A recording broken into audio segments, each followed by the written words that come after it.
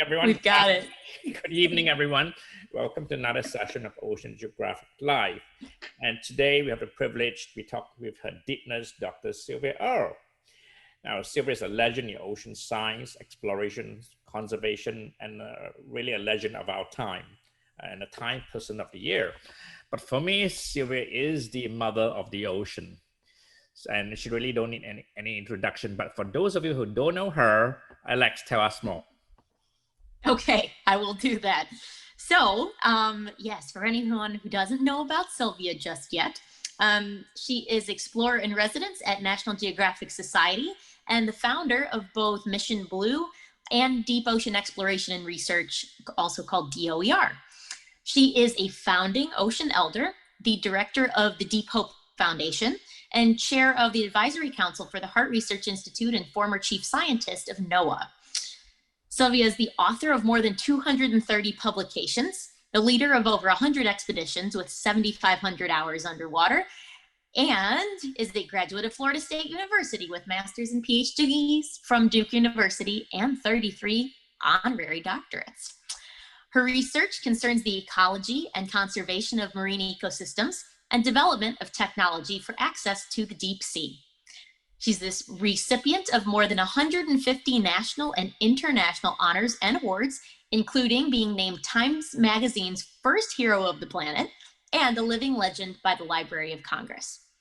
Dr. Earle is also a fellow of the Explorers Club and has been our chief scientist on all three of our Elysium expeditions, starting in 2010, all the way up until our most recent one in 2018. And we're looking forward to dragging her out with us again, hopefully to Antarctica in a couple of years. So that sort of gives you a little bit of a highlight. So thank you so much for being with us this evening, Sylvia. We can't think of a better way to start the year. Great to be on board. So, Absolutely. Sylvia, we're going to start by taking you back 50 years. We're talking about 1970 when you were on the tech-type mission. And I believe that there was a time you first noticed about, pollution in our ocean. So tell us more about our ocean back then in the 1970s. People ask me sometimes where the best place to go diving might be. And I have two answers. One of them is the next place, wherever it is. And the other answer is almost anywhere 50 years ago. It's a sad reality that I have been a witness, and so have you, Michael. You don't have to look back 50 years. We've seen a steady decline in the state of the ocean, and the rate is accelerating. We're losing coral reefs. So many of the fish that once were really common are now increasingly rare. Even parrotfish that are so characteristic of coral reefs have become now a market favorite for whatever reasons. No one ate parrotfish when I began diving. Now it's in markets far from where coral reefs are. People gather them and gather the ocean, the wildlife around coral reefs and sell them to distant markets. So it's a combination of change. It's an increased appetite and an increased market, and certainly increase in the number of people for taking wildlife out of the ocean and consuming it for products or for food. We've developed different attitudes about wildlife on the land. So songbirds, by and large, are protected. Many of the big predatory birds, they used to be considered, varmints. There was a bounty on eagles and owls and hawks when I was a child. But, the equivalent in the ocean, we're taking them, the sharks, the large fish, sometimes for sport, sometimes for fins, sometimes for food. Whatever it is, the attitude about wildlife in the ocean has not caught up with the times. That's one thing. But the climate change is certainly affecting land and sea, affecting all of us everywhere, including the ocean. The ocean, all that water is so good at capturing and holding the heat, the planet we would feel the effects of global warming much more significantly than we do, but for the ocean. The ocean has stabilized much that would be far more serious, but it is serious because the ocean will be much slower to give off that heat to recover back to something more amenable to life as we know it. Ocean acidification, the evil twin, as some people call it, of climate change, the excess carbon dioxide in the atmosphere, has gone from when I was a child. Well, since in the last 50 years, we've seen a steady increase in the acidification of the ocean, which is, change the chemistry of the ocean and you change everything. And we are changing it, partly because of acidification, but we've also disrupted the nitrogen cycle. We've broken the food chains, the food webs, the nutrient cycles in the ocean. So, a lot of bad news, right? But there's good news too. I think the most important good news, the change in 50 years, is how much we now know that we not only did not know, but we really could not know it. We just did not have the technology, either high in the sky or the computer technology to be able to link the knowledge base that we have to look for patterns, to gather evidence. Now, fossil fuels are certainly at the heart of much of the problem, or the problems that we face, including powering the fishing fleets that now, are really causing problems for ocean wildlife around the world. But it's what we're doing through the release of carbon dioxide and methane, the results of burning fossil fuels. But the good news there is that fossil fuels have taken us high in the sky. They power the communication systems that enable us to see what we see and know what we know. We owe a big thank you to fossil fuels. But the most important thank you is, okay, now we know. We have to change. That's the biggest gift, the gift of knowing. Possible because of aircraft, because of communication, because of the food that we now can grow in ways that make it possible for our current level of people, our current level of prosperity. But most importantly, we now have the evidence and can see that we have to change. And another piece of good news, there are answers, there are solutions. We know what to do. The real problem is getting out of our complacency, out of our old habits, to realize that we have the best chance we'll ever have to find a place for ourselves within the natural systems that make Earth habitable for us. Unless you want to go to Mars, I think it's okay, for some who want to go. I have my list. Go. But I'd like to, stay here, and we've got the best chance ever. Because the superpower of knowing. Imagine if we didn't know, and all the things were happening, and we just didn't. We're clueless. We're not clueless. We know. It's just, I love what you do, Michael. I love what you do as well, my dive buddy friend, and the people that you assemble around you to take people out into the ocean and get them to see and experience for themselves why they should care. And the more people who can go and be witnesses and understand the other values that we could not see, could not put on the balance sheet before, this is the moment in time. We really have to get up and do what we can while there's still time. Sylvia, Absolutely.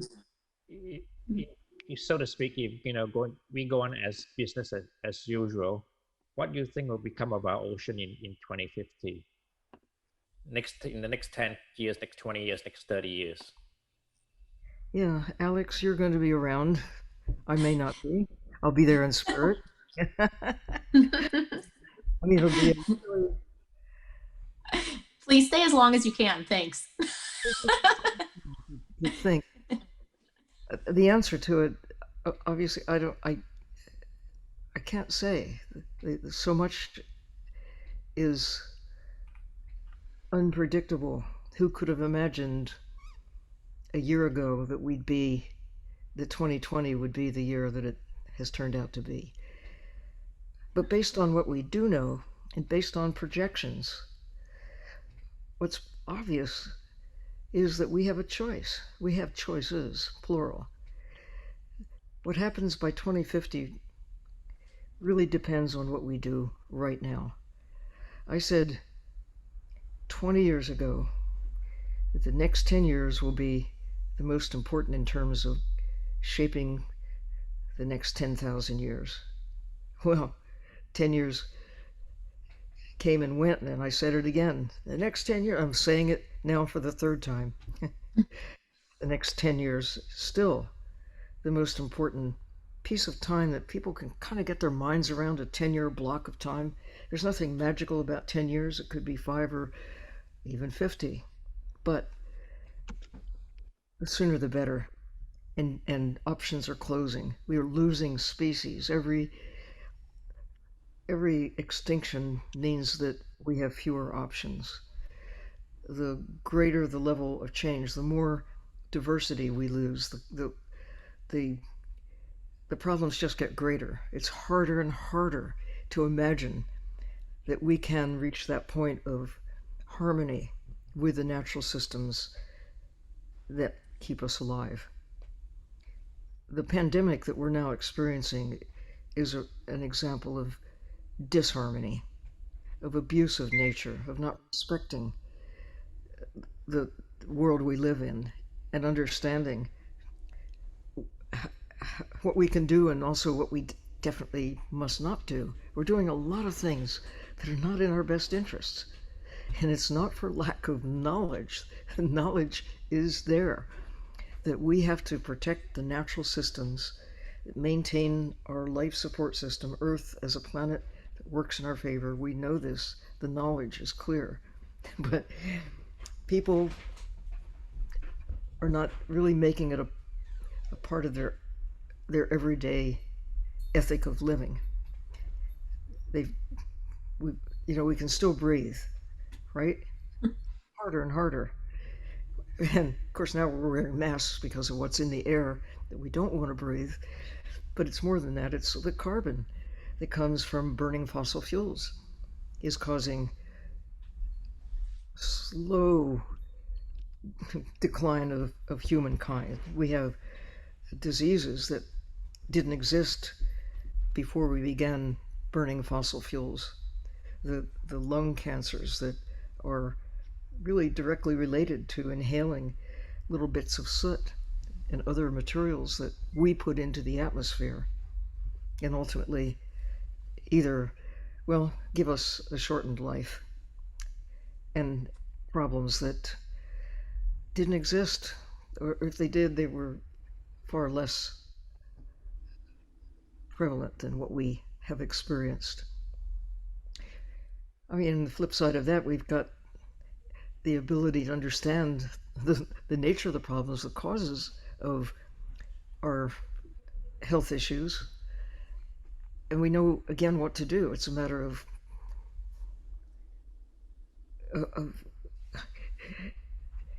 listening to the knowledge that's there and acting accordingly. Yeah. We don't have So, all. Go ahead. oh, sorry. Yeah, with all this talk, I mean, obviously, this last year was an odd one. 2020 was a weird one. There are a lot of changes that happened, but do you think there are some pandemic-related changes that we should hang on to, that we should maintain? Have any good things happened that we should keep doing? Well, for one thing, I believe at least we should respond to this pandemic with enhanced awareness of how vulnerable we are to the natural systems that were predictable, but we didn't take the potential of a pandemic seriously enough to be ready for it when it actually swept the planet. I mean, over the last 20 years, there have been, even going back more than that, in fact, for the beginning of human existence, there have been diseases. Again, it's a negative, but the good news is we've never been better prepared to understand the nature of viruses and how to cope with them. Think how long it took to develop a way to combat and end smallpox. It was a scourge of humankind for years, and it was a development of an understanding and a vaccine that was able to, and by getting everybody on board to universally buy into that. And again, we know what to do. It's a matter of doing it. Right. But this is not, I mean, viruses, generally speaking, are good news, great news. We should be thanking viruses because they keep us alive. Viruses are part of the network of life. The fact that we can't see them doesn't mean that we shouldn't appreciate them. Now that those who have the capacity with microscopes that get down to a level of detail that we can actually get up close and personal with these little viruses, look at their faces, their DNA and RNA, we understand them in a way that our predecessors, even I as a child, could not. I wasn't alone. Nobody knew what is now known about viruses. Nobody.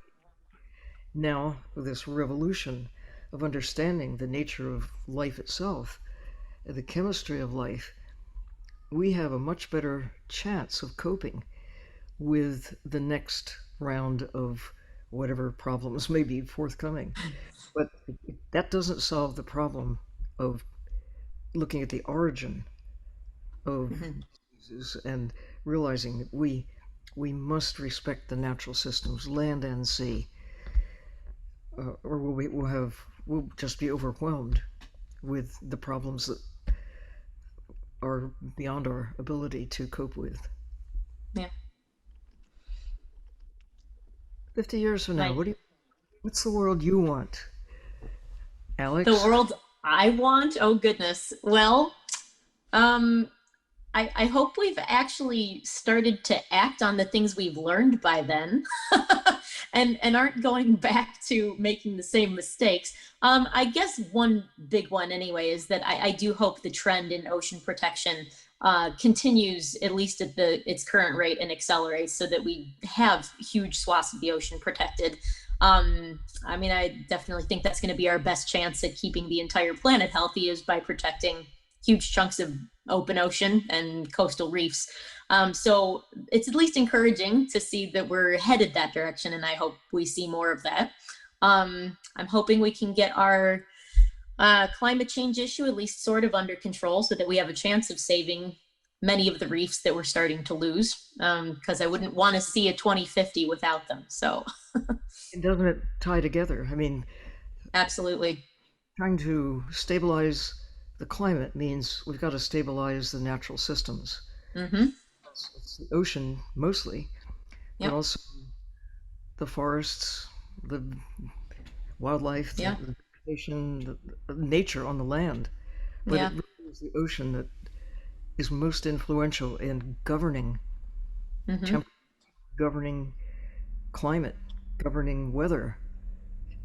And you say, oh, it's just water and it's the physical nature of the, Yes, but Hmm. it's a living ocean. Yeah. And these processes of generating oxygen, capturing carbon dioxide, that's a living, those are living systems.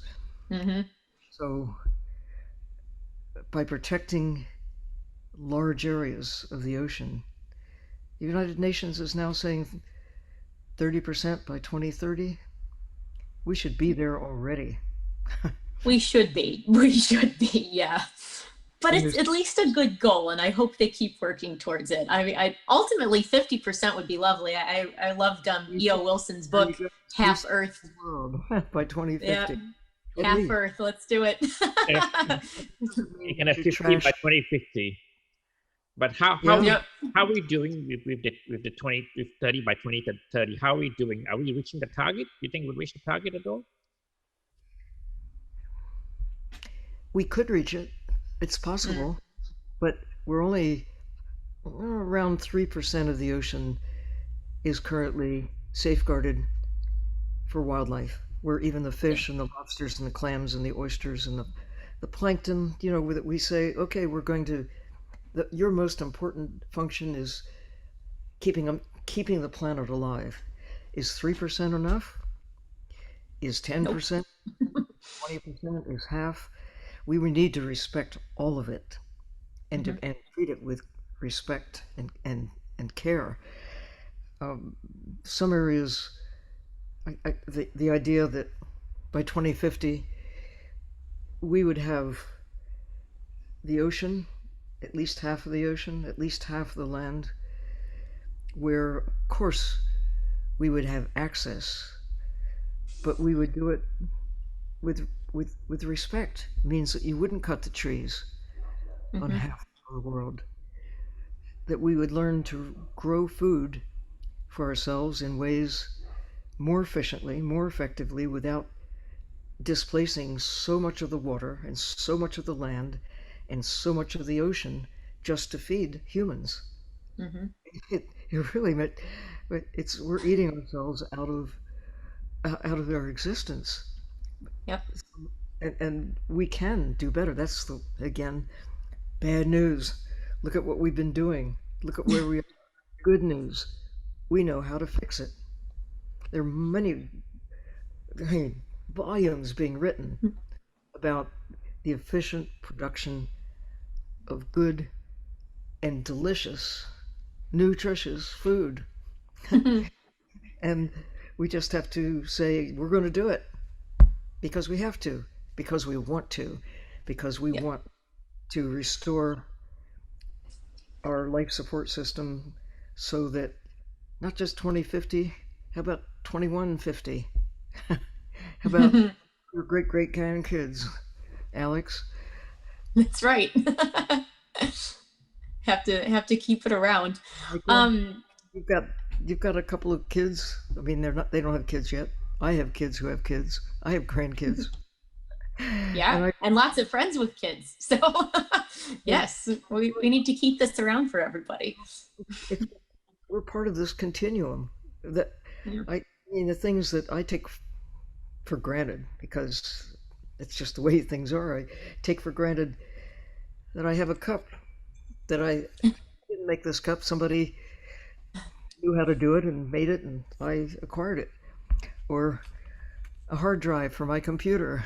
I Mm. didn't Hmm. I didn't figure this out. Somebody else did. We are the distillation of thousands of years of people who left a legacy that we're enjoying. And our legacy is to keep it rolling and not use up everything on our watch. But we are perilously close to being the generation that has consumed more than literally hundreds of generations that have preceded us. We are Yeah. greedy.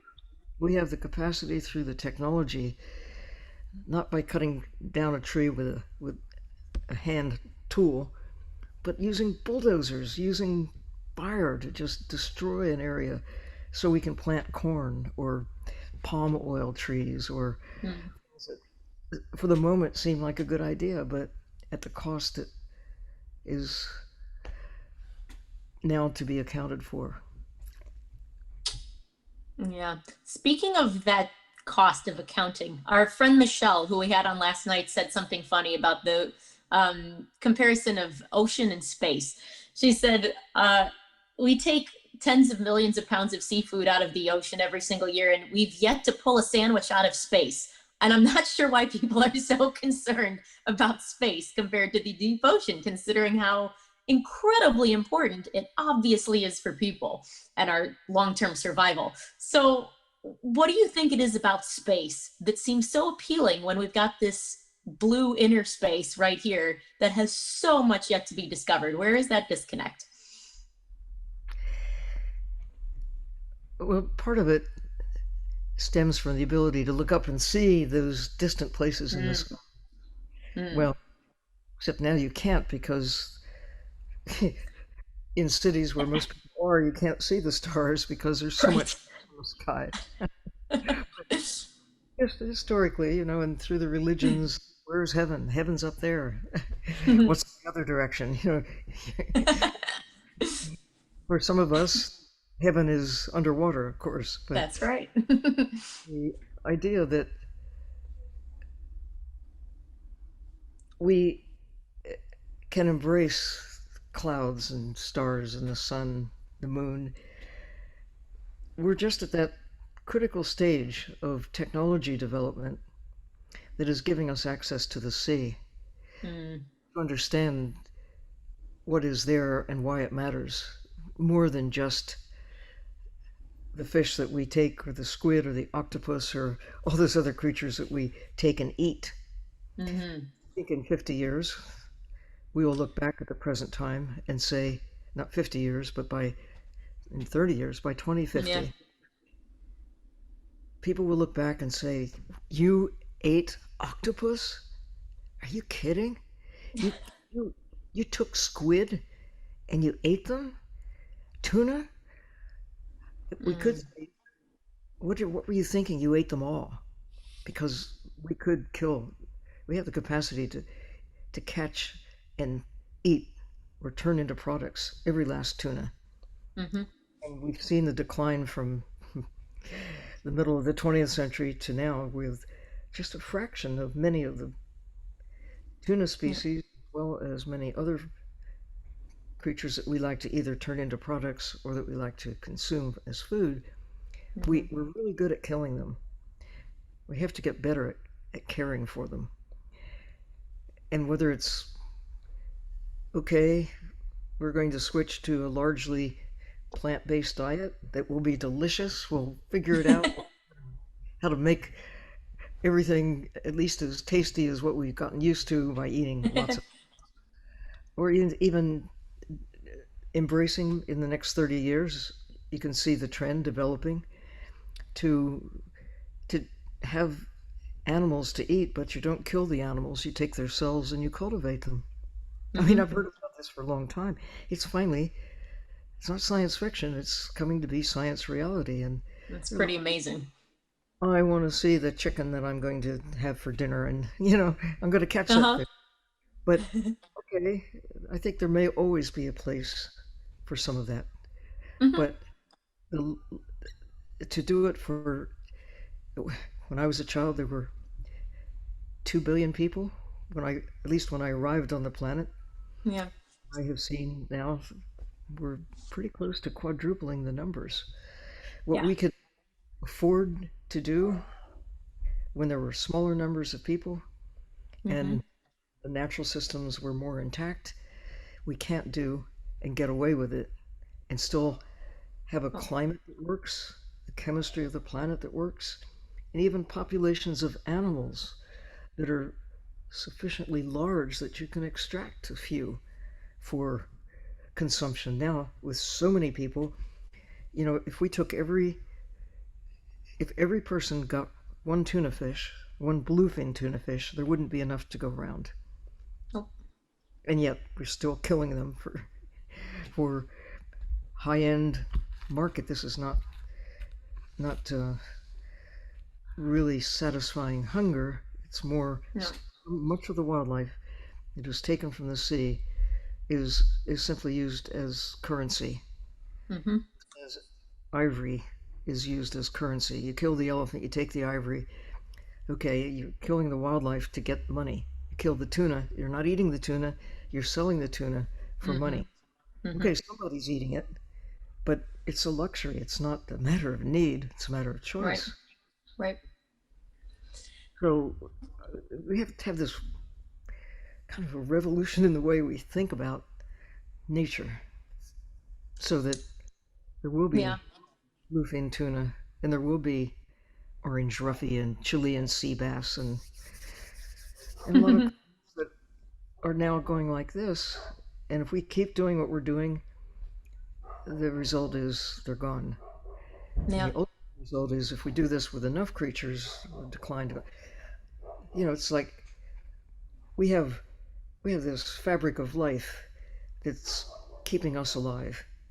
But the more threads we lose, the weaker our support system becomes. And we can see it, we can measure it.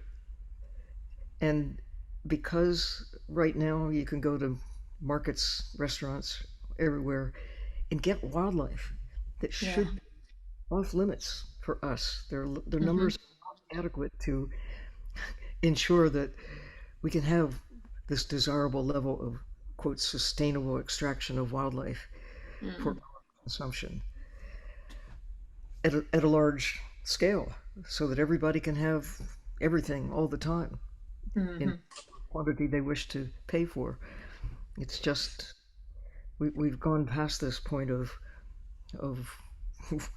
realistically commercially extracting wildlife on a sustained basis to feed 8 billion people. So Sylvia, our future generations, what can we do to encourage more Sylvia Earle, more David Attenborough? How can we encourage and empower our children? From now, what can we do? More Alex Roses. Wow. More people who care. I mean, it's what can we do? I think, yes. Oh my goodness. There's a good one.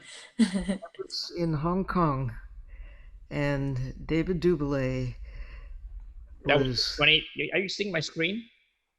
Yeah, seeing your screen. That was 20. That was 10 years ago, 2011. Wow, already 1,000 kids who came to do a pledge. So I'd like to hear your opinion. What can we do to empower, children of the future? What can we do for them? Well, again, the positive thing is they're growing up armed with the knowledge that I did not have and could not have at their age. 10-year-olds know what Earth looks like from space. If they don't know, they can find out. It's there. I see Jennifer Hayes there with an aqua shirt right in the center of the picture. Yep.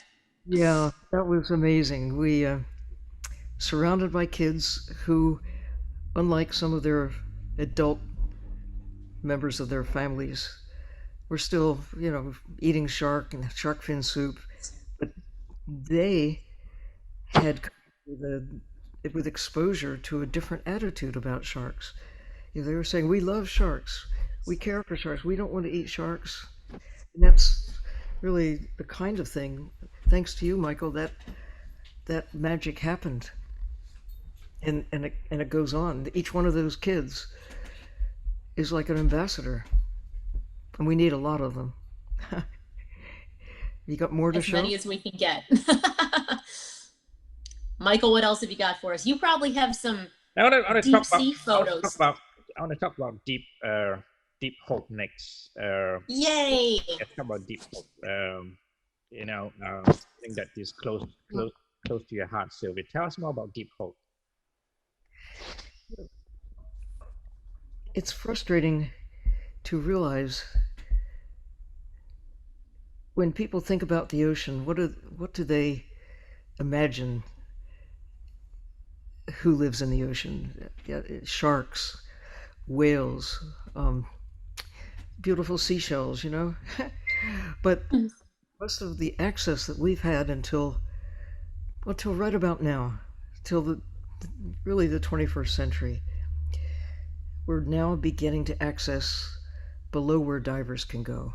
And I want the kids coming along to have access below where divers can go. I certainly want kids to go out there with snorkels and masks and fins and scuba tanks and rebreathers and whatever it is, and use underwater robots, but there is no substitute for actually, as a diver or encased in a little diving suit that you call a submarine, let's go deep.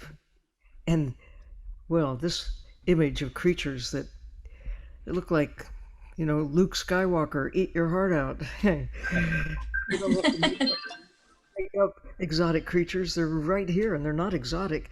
We're the exotic ones. We live on the land.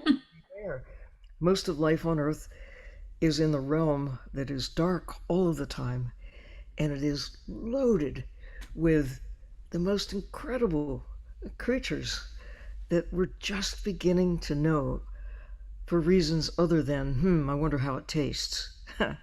Or I wonder if it eat me. These are the two questions. You think you see something new, I wonder what it tastes like, or I wonder if it's going to bite me. So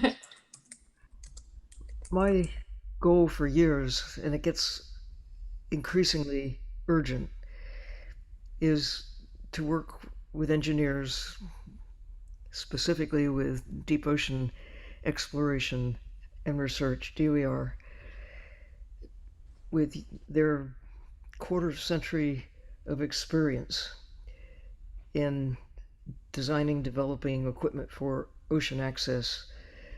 They worked and deployed and helped develop, more than 20 different kinds of submersibles, manned and robotic, equipment that goes to more than half the ocean's depth, 6,500 meters, with robotic devices and camera systems and all the manipulator arms, arm that went on James Cameron's sub that went to the deepest part of the ocean. It's a system that they built, but most importantly, they worked with scientists, with me, but with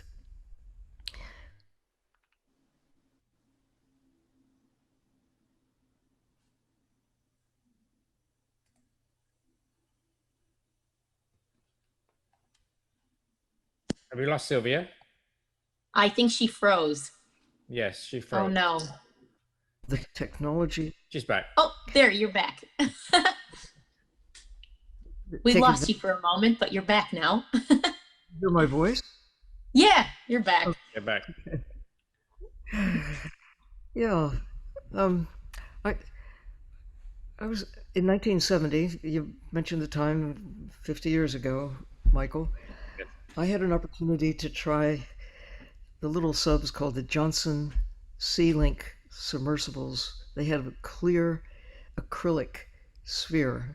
It's one of the better uses of plastic, these synthetic materials that are capable to withstand pressure, a clear sphere like a bubble, to go down to, a bit more than 1,000 meters. The technology exists, and now since then, dozens of little submersibles have been developed using acrylic spheres. It's not, we don't have to be the first out of the gate. They're insurable, tried and true. To develop a pair of little submarines, well, to build them, the technology, the design is very straightforward, but designed with scientists, and I have to say, with kids in mind, to have something that is so safe that a parent would not have any problem with their kid going aboard, 10-year-old, to climb aboard. And anybody who gets into a car is probably at more risk than the Deep Hope subs that are there to explore the ocean with equipment that is really designed by and for scientific exploration, for filmmaking, but to make it user friendly so that you can come back with great images and great stories, with good soundtracks of what do you hear in the ocean. Most submarines are pretty noisy. This one's Mhm. going, these will be designed specifically so you can shut down everything and be Mm. as quiet as a bit of plankton, and you can hear the ocean and see what's there with different kinds of light. You know, sometimes you need bright light to take a kind of picture that will illuminate the many colors of creatures. Mhm. Sometimes you want to be invisible, and that means red light, that you would just be surrounded with illumination that is at a different spectrum, that is not visible to the creatures in the deep sea. So they won't be bothered by the bright lights that we sometimes would use, but mostly Mhm. we want to be if we want to be compatible, if we want to be witnesses of what's actually going on, we'll think like a fish.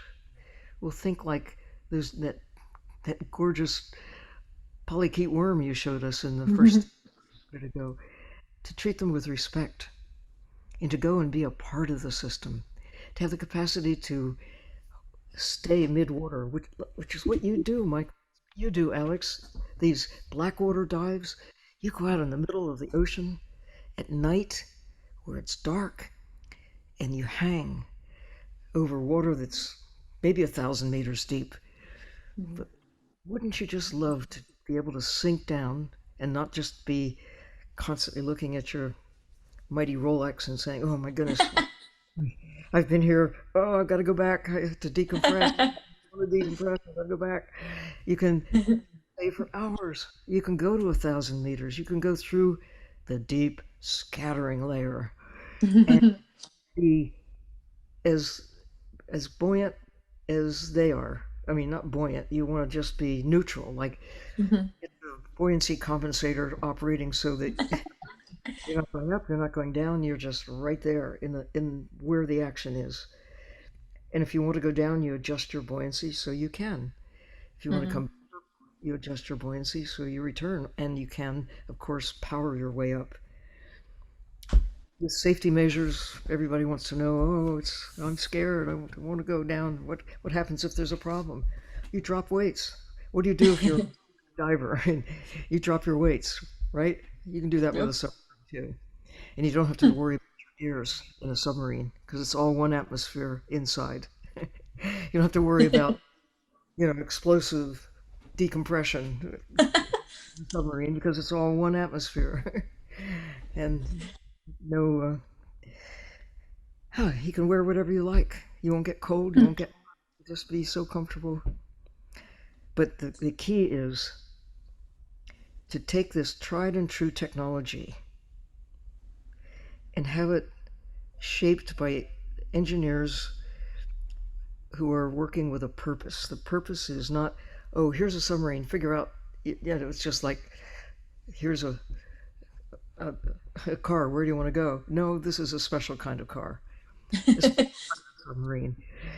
I love all submarines. And I love those especially that are getting people out there, down there to be witnesses.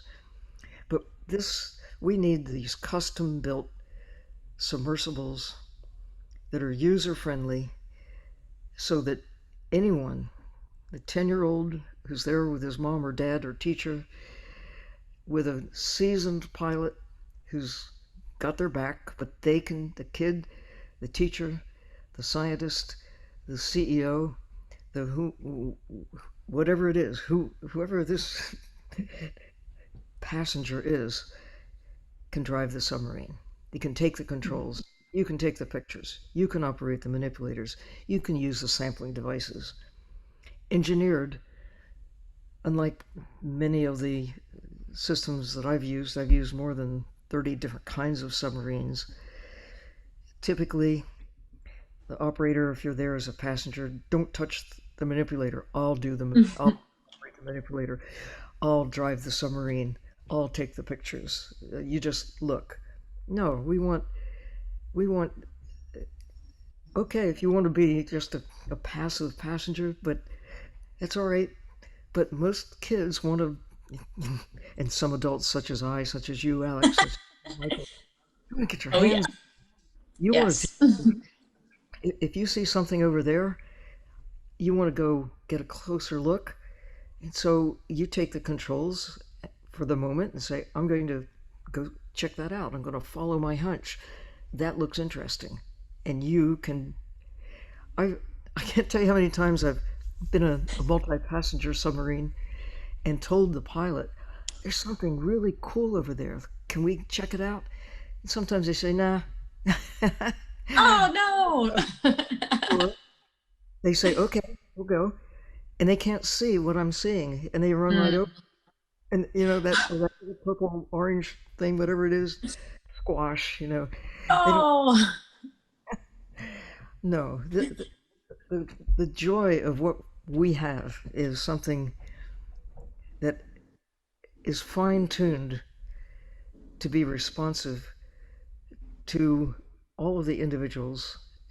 Anyone can take the control, anyone can do the cameras, manipulators, collecting devices, or if you just want to sit there, the pilot can do it all. But the main thing is the capacity is there to have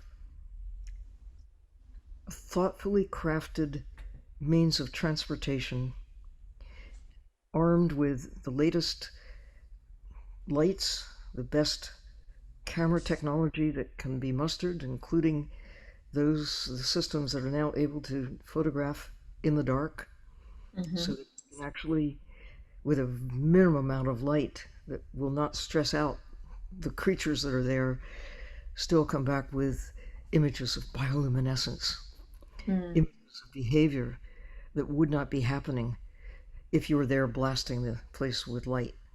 Now, Hmm.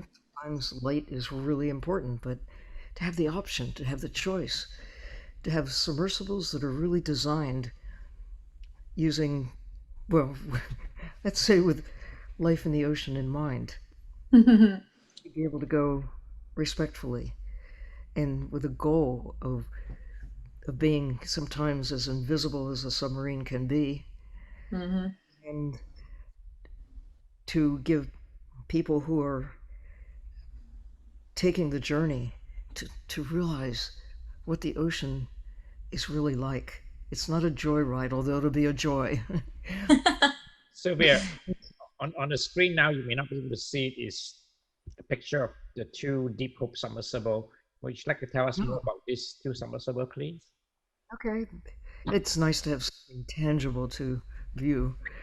It's clear spheres, space for a pilot and two passengers, three people, Hmm. a place to actually very carefully and selectively and gently take samples. That's not the primary purpose, but sometimes in order to authenticate an observation, it's helpful to take a selected sample. Um, I've been involved as a scientist with scientific expeditions where the typical way of collecting is to use a net or or hooks. You drag across the ocean floor and you just bring all these crushed creatures back to the surface, and you try to figure out what's what, who's who, how do they live. When you see, just like imagine flying over Sydney or Chicago or San Francisco, where I am now. There you are high in the sky and you're dragging a net. You can't see what's down there, but you drag it along. You bring back all the stuff that you collected from the streets and the forests and fields below, and you don't have a clue about how anything operates or what they really look like when they're not smashed to jelly. Well, scientists have done a pretty good job of figuring out what's there with looking at these poor crushed specimens, but there's no substitute for actually going there with cameras.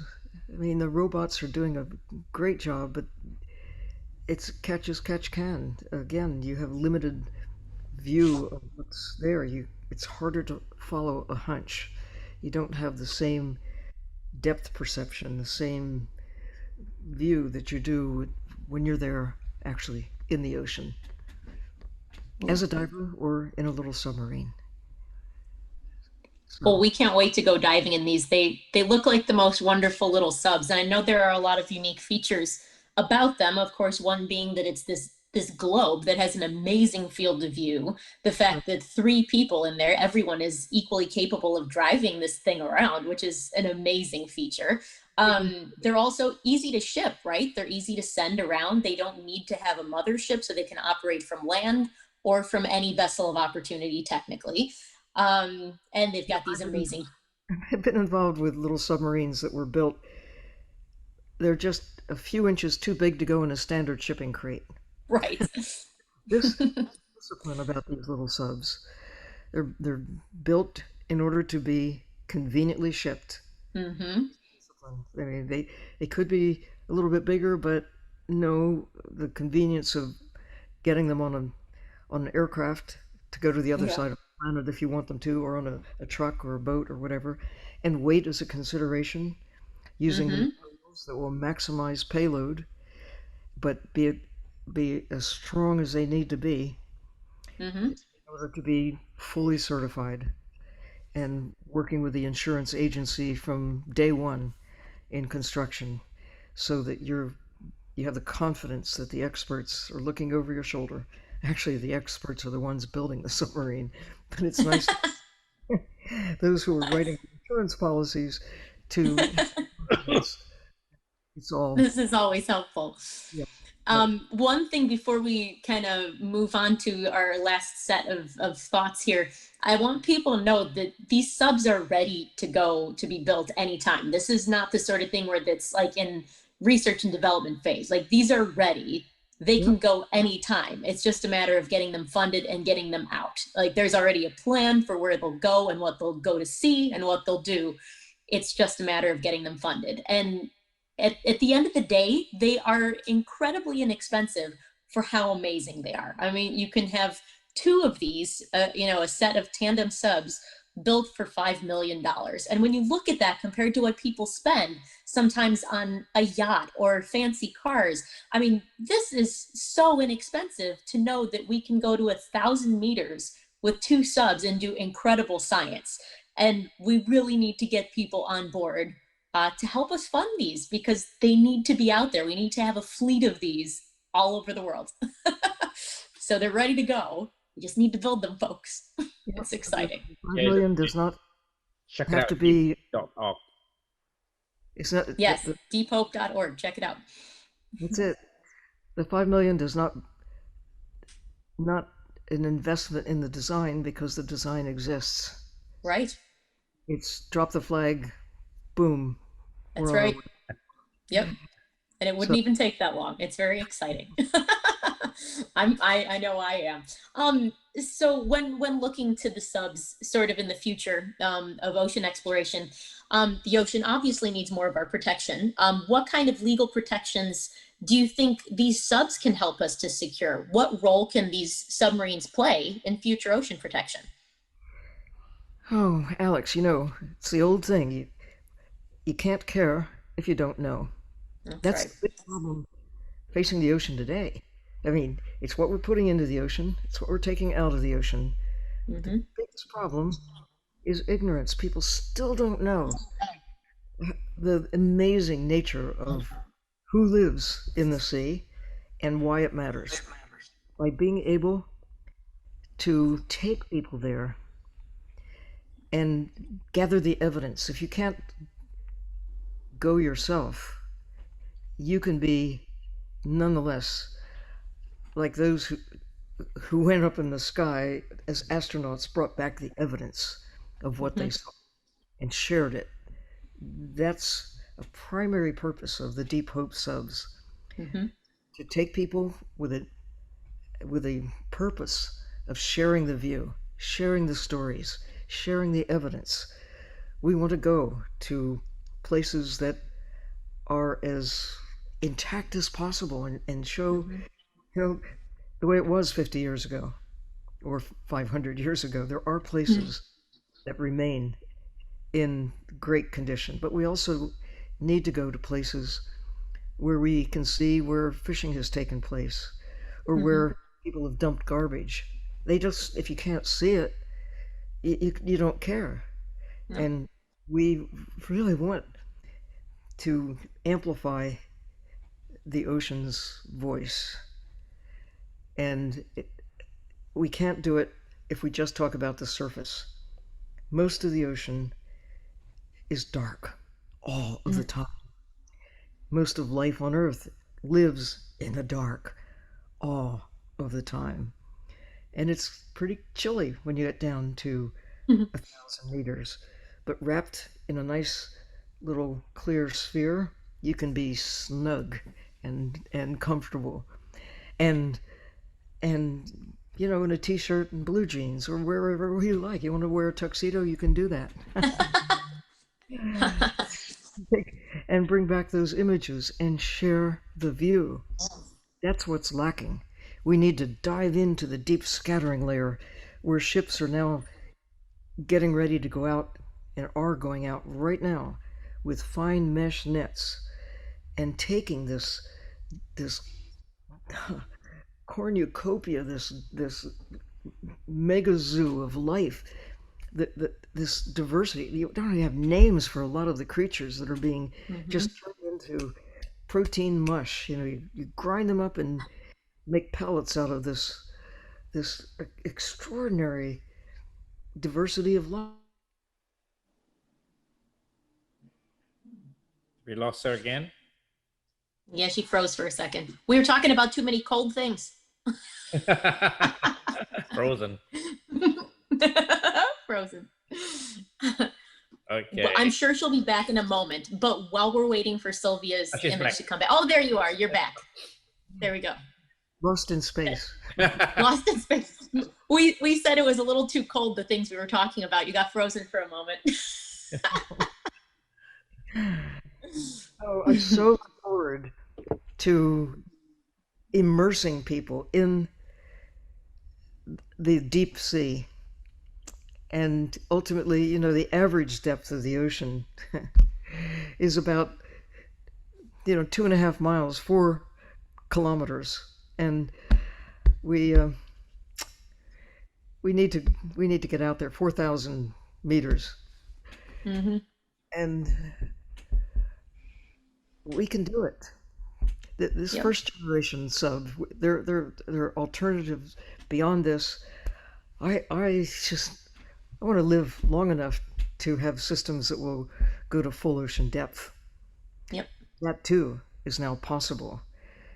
Of course, it was a dream going back when I was a child. Nobody thought you could get to the moon. Nobody thought you could get to the deepest part of the sea. So now, let's see. I think there still have been more people on the moon 12 than at the deepest part of the sea, but we're getting pretty close to having Yeah. an equal number or more. Now that we know that it's possible, why don't we just go? Why not? We need to. We need to go. We have deep hope subs, we need deeper hope subs. Always go deeper. That's right. Well, and people often ask, how they can help with this initiative. Check out the website. Learn more about what we're doing, why we want to be down there, and talk to your friends about it. I mean, you never know who's the next person who wants to be able to fund these subs. You never know who's got the money sitting there who might just absolutely love this idea. So if you're out there and you're watching and you know someone who might think that this is just fabulous, make sure you get them in contact with us, because this is all about networking and just finding the right people, because we want these subs to find their home in the deep sea as soon as we can. So yeah, So don't now we're going forget. to talk about your new partnership, the new project. Oh yes, this is a good thing to end on. Sylvia, let me show the picture of your ship. Name for you, if I can get it. Yes, Sylvia now has a ship named after her. This is extremely fancy. Exactly. Hang on. smaller into screen. So yeah, if you want to show the picture, and then I can talk a little bit about the ship. Can't wait to see it myself. There you go. All right, I'll wait for it to show up. The It's not up yet. It's up on screen. Oh, is it? Okay. Yeah. Well, hold on. Let me open it up on here and make sure I can see it here. Oh yeah, there it is. That's this. Ooh, it's so fancy. Okay, so this is a ship that is going to be run by Aurora Expeditions, and they primarily do trips to the poles, but the ship will also be going to Alaska, the Russian Far East, Baja at one point, and I believe West Papua, and quite a few other destinations. So it's a pretty incredible vessel. It's a purpose-built expedition ship that's designed specifically for polar regions and for traveling to other remote and wild areas. It utilizes a special design, a patented bow. It's an inverted design that means that it'll have lower energy consumption and much higher fuel efficiency. It's much easier for it to kind of pierce the waves and ride them and avoid all that extra movement of going up and down. So it's a very streamlined design for a ship like this. It takes an average of about 132 passengers on board. And it has a very low polluting marine engine, a very state-of-the-art piece of equipment that utilizes marine gas oil rather than diesel. It is, at least as far as they've told me, this is basically the Rolls-Royce of ocean-going vessels. So you can't have a better ship named after you, I think. And it's sort of got this unrivaled stability and comfort for ocean crossing. So it's going to be amazing. For the Drake Passage, I think this will be a particularly wonderful design. They'll make the 3 days of nasty waves a little bit more tolerable for most people. It also has onboard desalination plants that can convert seawater to freshwater. So it's really kind of got all the bells and whistles. It's a very cool ship. It's got a few neat design notes, just sort of unique features about the ship. It's got a 2-level glass atrium lounge in the bow, which looks incredible from what I've seen, and gives you a really wonderful view of the front of the ship. They want this whole endeavor to be dedicated to citizen science, and so they have a dedicated citizen science center within it that is named the Sylvia Earle Science Center. Very appropriate, I think. That gives passengers an ability to take part in citizen science while they're actually on board the vessel, which is a great thing to be able to do. So they'll have onboard education programs with a strong focus on marine education and conservation, offering guests an opportunity to learn about the incredible biodiversity of the marine habitats that they're visiting while they're on board. It also has 4 zodiacs for launching platforms to get people easily in and out of the water. It's going to have a lecture theater where passengers can watch movies and learn about history and wildlife and conservation, which will be wonderful. They also have a fully equipped medical clinic and a very cool bar that's called the Tektite Bar. Yay!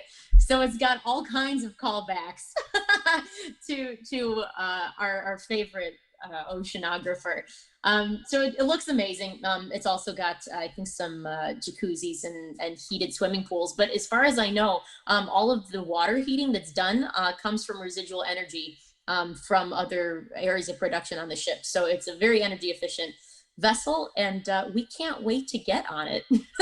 And I think that about covers all the features of it. It's going to be great though, and we can't wait to check it out. And Michael, do you want to tell people how they can book and where the money will go and how all of this works?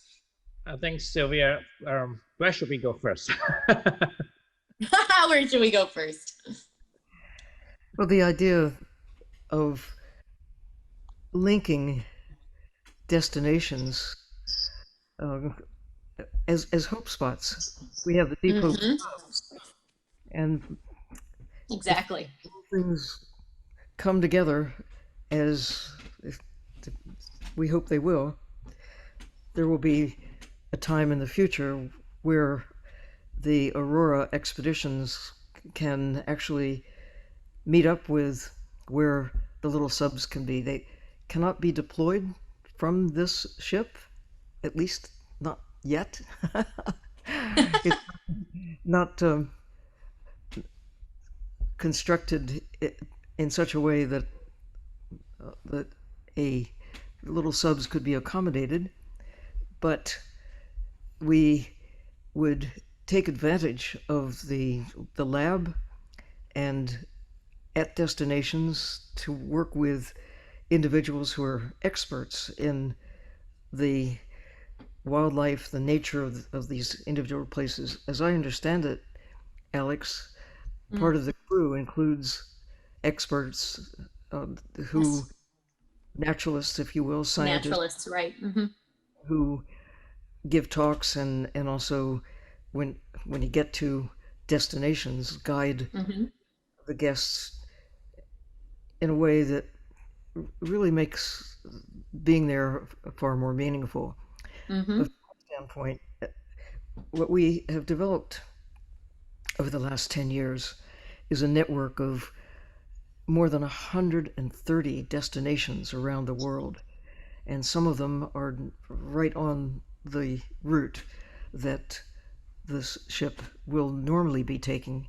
And there may be some occasions where we could jog one way or the other to accommodate a hope spot expedition between the Arctic and the Antarctic as they go the length of the planet. Certainly Baja California is one of the spots already. And to get the guests on board, to take photographs, to gather information that can be used to help amplify the database. Over time, we want to be able to characterize each of these areas with as much information as possible and make it accessible for for others. That's one of the features of Mission Blue, the organization that I started 10 years ago, and this network of places where we have champions around the world who are working to get from wherever a place is to better levels of protection. Some are already designated as marine protected areas, but many of them are not. They need the support of science, of the community in the region to make a case for full protection. It's part of this movement to go from where we are, which is 3% of the ocean, where even the fish are safe, to think about how about 30% by 2030. It's an investment in our future, not just the future for fish and whales and all those other creatures. But the link with Mission Blue, with Hope Spots, I think is part of the attraction for me to have a strong association with the ship and to be on board as often as I can, and with Ocean Geographic, with Michael's organization, because of the expertise that you have, Michael, about the places that we'll be going, the ship will be going. But it's, again, it's purposeful exploration. It's purposeful tourism, I suppose you could say, but it's with meaning. You'll have a great time, but you'll come away with something more than just a great time. You you will have learned something. You might have been given insights, that things that you didn't know you wanted to know. We'll develop a lot of citizen science program, like trawling for microplastics, to documenting marine species and diversity and density through the region we go through, and then that add to our database of pictures as well that we have to more or less document the effect of climate change. So yeah. Birdwatchers over the last 100 years have gathered information about the nature of migration routes, about changes in populations, about the diversity of bird life, because of knowledgeable individuals who gather data. The Aurora expeditions and this ship in particular can be such a great opportunity for people to gather information about the whales they see. Write it down. Where did you see it? How many were there?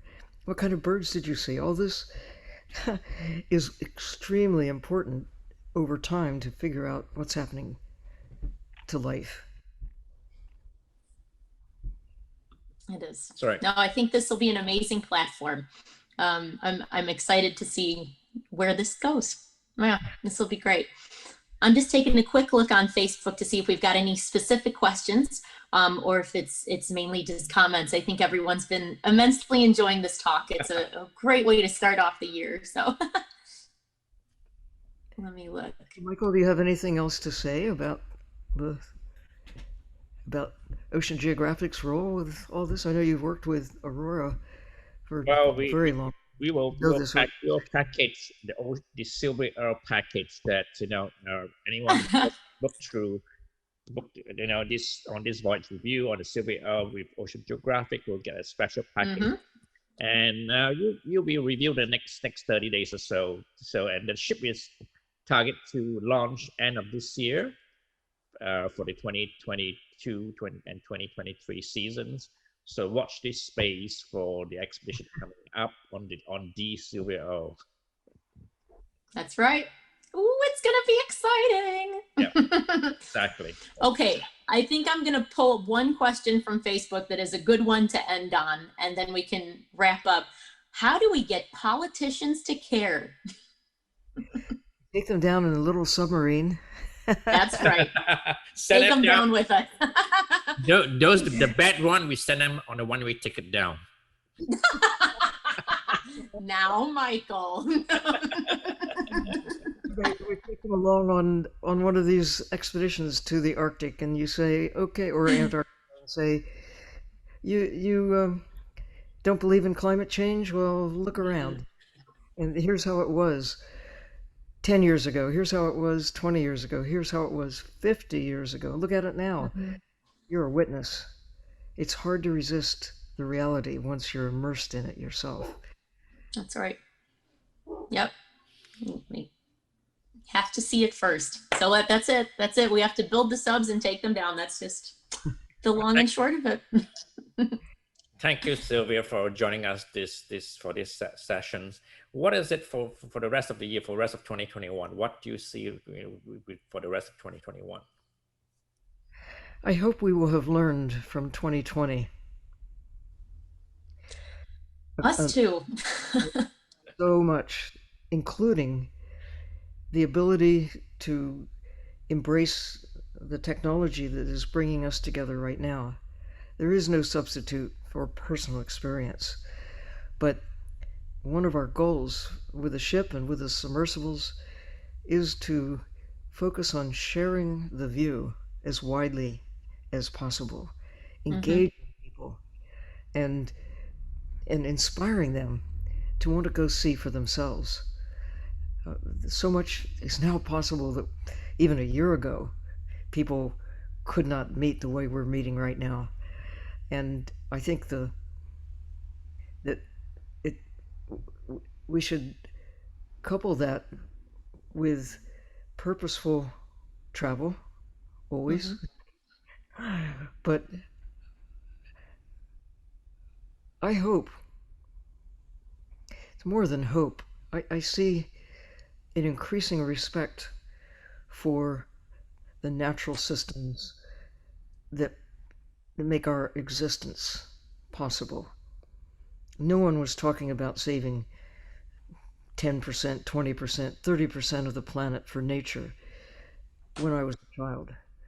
It was about how much of the natural world can we conquer, can we convert for a useful purpose. The forest was just in the way of planting a farm or a city or whatever it is. You'd have to cut the trees, mow them down, and rivers were just convenient places to put your trash. The ocean is still viewed as a convenient place to put our trash. That is changing. I think it's the wake-up call that we have to pay attention to the reality of climate change. We have to pay attention to the water, the air, the fabric of life that keeps us alive. We're not there yet, but we're so much closer than we were even 10 years ago. Mhm. This year in particular has forced people to kind of kick back in ways that many were just, and I'm one of them, moving fast, just trying to pack in as much as possible every day. I Yeah. traveled more in 2019 than any, I mean, traveled literally covering miles, doing things than at any year in my life before that time. Wow. 2020, I've traveled less. Well, no, I've traveled more, but vicariously. I've been to more countries, Right. been to more meetings, talks, but I haven't moved very far from since last March from Yeah. home base. So we know we can amplify our powers, our superpower of knowing. We just have to be more mindful, less complacent about the time we have, whatever it is, so that by 2050, by the next century or whenever, next 10,000 years, we will have a magnified role in the next 10 years in getting from where we are to that better place, or we could lose this chance. So let's go Yep. positive. Thank you, Sylvia. And Onwards and look downwards. forward to The look forward to network of seeing you hope. again soon, Sylvia. And thank you everyone for watching and have a great weekend. Thank you. Thank you. Bye. Bye. Live long and prosper.